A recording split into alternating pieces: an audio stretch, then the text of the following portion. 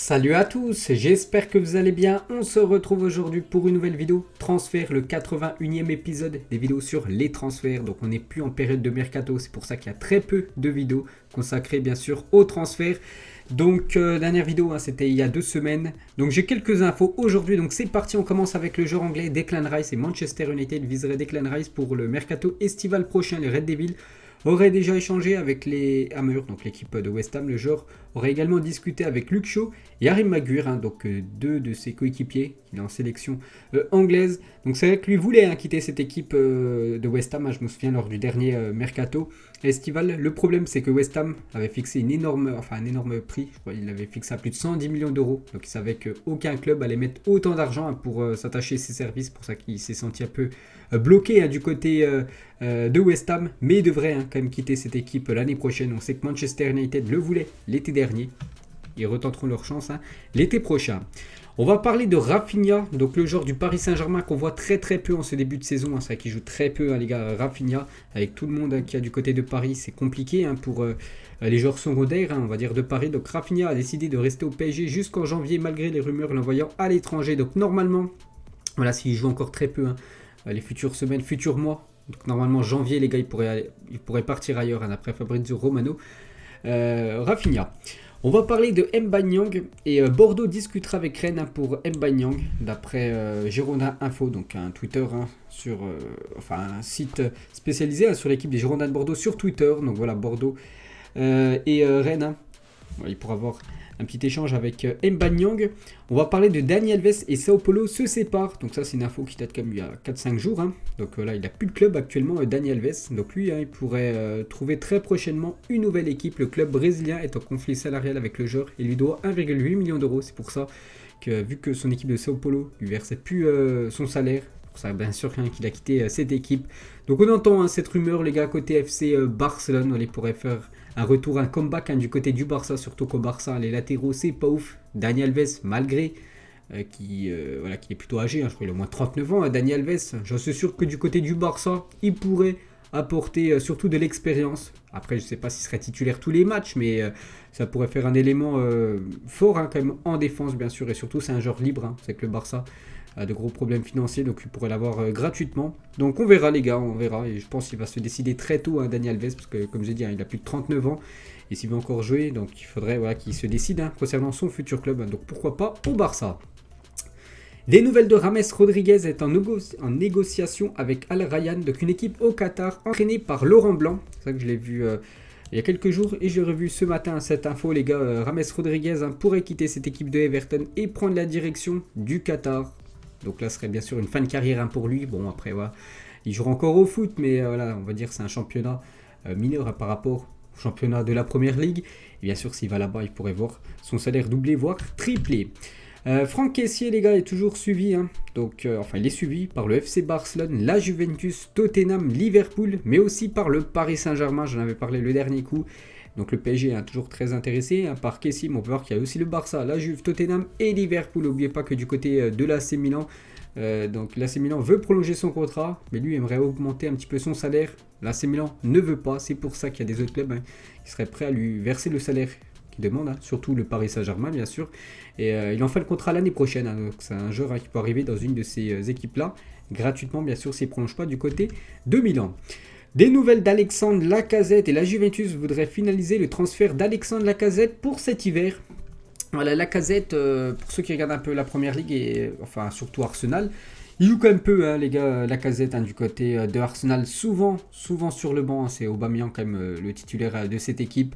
Et la Juventus les gars, plus un début de saison catastrophe quand même du côté de la Juventus. Donc ils aimeraient apporter un petit peu de poids en attaque. Et pourquoi pas Alexandre Lacazette, je pense que ça peut être bien pour toutes les parties, pour Arsenal, qui pourrait laisser filer un gros salaire bien sûr pour le joueur.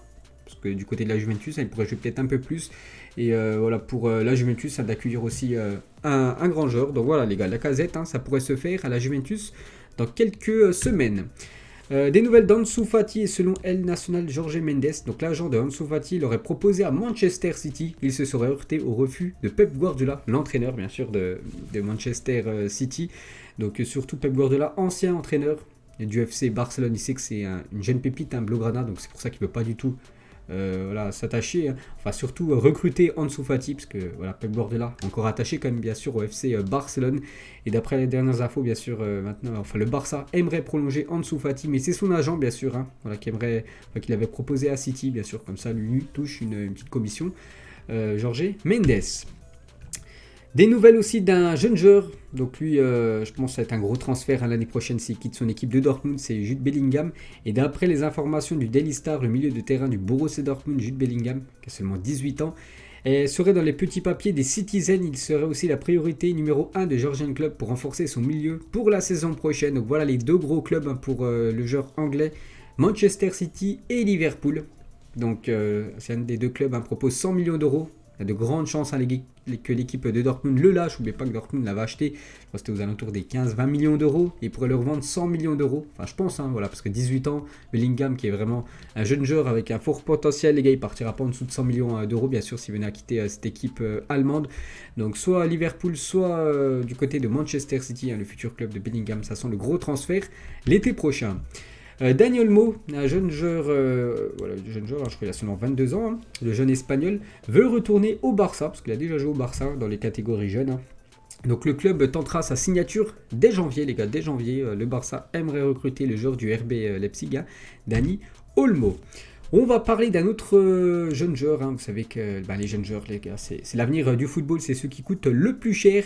Et le Bayern Munich s'intéresse fortement au jeune Florian Wirtz, 18 ans, donc lui aussi, hein, il fait un gros début de saison du côté du Bayer Leverkusen. J'en ai parlé, je crois que c'était lundi, en ce début de saison, c'est 4 buts, 4 passes D, hein, pour Florian Wirtz, hein, du côté de Leverkusen. Donc bien sûr, un joueur pour l'avenir, et bien sûr le mastodonte en Allemagne, hein, le Bayern s'intéresse à ce joueur. Donc cependant, le Bayer Leverkusen ne veut pas le laisser partir pour un montant inférieur à 100 millions d'euros et avant 2023. Donc voilà, après le Bayern, hein, c'est pas une équipe réputée comme Paris ou Manchester City ou même Chelsea à poser des 100 millions d'euros sur un joueur, hein. Voilà, ils sont plus, on va dire, ils peuvent débourser de l'argent, mais peut-être pas jusqu'à 100 millions d'euros. C'est peut-être ce qui va coincer, hein, pour le transfert, hein, de Wirtz du côté du Bayern. David Neres, le joueur brésilien de l'Ajax, n'entrerait plus dans les plans d'Erik ten Hag à l'Ajax Amsterdam et pourrait partir dès cet hiver, hein. L'OM de Pablo Longoria serait intéressé par ce joueur. On sait que l'OM a réalisé un magnifique mercato, ça se voit en ce début de saison avec les résultats. Et dès le mercato hivernal, Marseille, les gars, pourra encore recruter peut-être ce joueur, les gars, David Neres. Ça peut être encore un renfort de poids, hein, du côté de l'OM. Côté Manchester United, donc il y a pas mal de joueurs, hein, qui sont placés sur la liste des transferts. Donc 7 joueurs ont été placés sur la liste des départs cet hiver à Manchester United, hein. C'est bien cet hiver. Donc ces joueurs pourraient quitter, bon je pense pas que les 7 partiront, mais ils pourraient en avoir, hein, ils pourraient quitter cette équipe. Donc Anthony Martial, Jesse Lingard, Van de Beek, hein, ça qui n'a jamais réussi à s'imposer, hein, du côté des Red Devils, Phil Jones, Eric Bailly, Diogo Dalot et Alex Telles, hein. Donc ces 7 joueurs, les gars, pourraient peut-être quitter, hein, cette équipe de Manchester United dans les prochaines semaines. Concernant le FC Barcelone, donc on a parlé de Daniel Olmo, il figure, hein, dans ces joueurs, hein. Donc Laporta cible 3 joueurs afin de renforcer l'effectif du Barça en 2022, donc Daniel Olmo. Paul Pogba aussi, hein. Alexis Pogba venait à ne pas prolonger, hein, du côté de Manchester United, il est en fin de contrat l'année prochaine, c'est un joueur gratuit, donc c'est pour ça que le FC Barcelone aimerait s'offrir Paul Pogba gratuitement. Et Erling Haaland, hein, lui aussi, on parlait de Dortmund avec Bellingham. Lui aussi, hein, ça sent le très gros transfert, hein. Il est resté une saison de plus du côté de Dortmund. Je pense que l'année prochaine, ça sera le départ de Haaland vraiment pour une top équipe. Pourquoi pas le Barça, même si le Barça a quand même régressé, hein, depuis pas mal de saisons. Donc voilà, il va falloir quand même débourser là pas mal d'argent, hein, je pense, pour le Barça, pour s'offrir sur l'attaquant norvégien. Et toujours, hein, le Barça, j'en ai parlé il y a quelques jours, hein, le Barça fait de Raheem Sterling sa priorité, hein, pour cet hiver, les gars. Avec Daniel Olmo, le club a travaillé sur son prêt cet été, donc c'est pour ça que ça peut être un prêt, c'est pour ça que ça peut être plutôt pas mal, hein, pour le Barça. Parce qu'après, bien sûr, ils seront obligés de débourser 60, 70, 80 millions d'euros. Donc l'Anglais est prédisposé à signer à Barcelone et voit cette destination comme idéale pour avoir un peu plus de temps de jeu, hein, parce que du côté de City, il y a beaucoup de monde, hein, en attaque, donc c'est compliqué d'avoir du temps de jeu. On va parler d'Antonio Rudiger. Le PSG et le Real Madrid sont intéressés par le profil d'Antonio Rudiger, hein, le défenseur puissant, le défenseur de Chelsea, hein, vraiment un joueur vraiment que j'apprécie son profil. C'est que des fois, il est un peu rude, hein, sur les adversaires, mais voilà, c'est vraiment un bon défenseur, hein, Rudiger.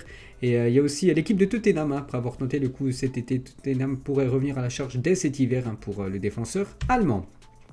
Côté transfert officiel, il y en a quelques-uns les gars, je crois qu'il y en a 3 ou 4. Donc David Luiz a retrouvé un club, il signe à Flamengo, libre de tout contrat depuis son départ d'Arsenal. David Luiz est de retour au Brésil après 14 ans en Europe. Le défenseur de 34 ans formé à Vitória s'engage avec l'équipe de Flamengo. Donc retour au Brésil pour David Luiz. Anthony Mounier signé en D2 grec, je ne sais pas si vous vous souvenez de ce joueur qui a joué du côté de Montpellier, je crois même il avait joué du côté de Lyon si je ne me trompe pas, donc il signe en deuxième division grecque, donc bonne chance à lui.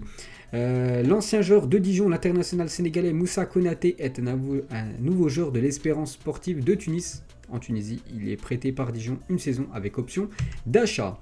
Et pour finir les gars, juste une petite info concernant le coach marseillais André Villas-Boas, actuellement sans club depuis son départ de l'OM. Donc il a reçu une offre du club saoudien de El Nasser. Le Portugais a décliné cette première approche. Peut-être bien sûr s'il lui propose un peu plus en salaire, il pourrait accepter cette offre, bien sûr, en rejoignant l'Arabie Saoudite, il pourrait toucher beaucoup d'argent. L'ancien coach marseillais. Donc voilà les gars, on a fait le tour. J'ai dit, bon, c'est un peu limité les infos vu qu'on n'est plus en période. Mais voilà, on a fait quand même une dizaine de minutes de vidéo. Il y avait quand même une vingtaine de rumeurs de transfert, donc c'est très bien. Donc nous on se retrouve, je sais pas quand, ça peut être d'ici une semaine, 2 semaines, tout dépend des infos qui vont sortir dans les prochains jours. Donc bonne journée à vous et à plus tard.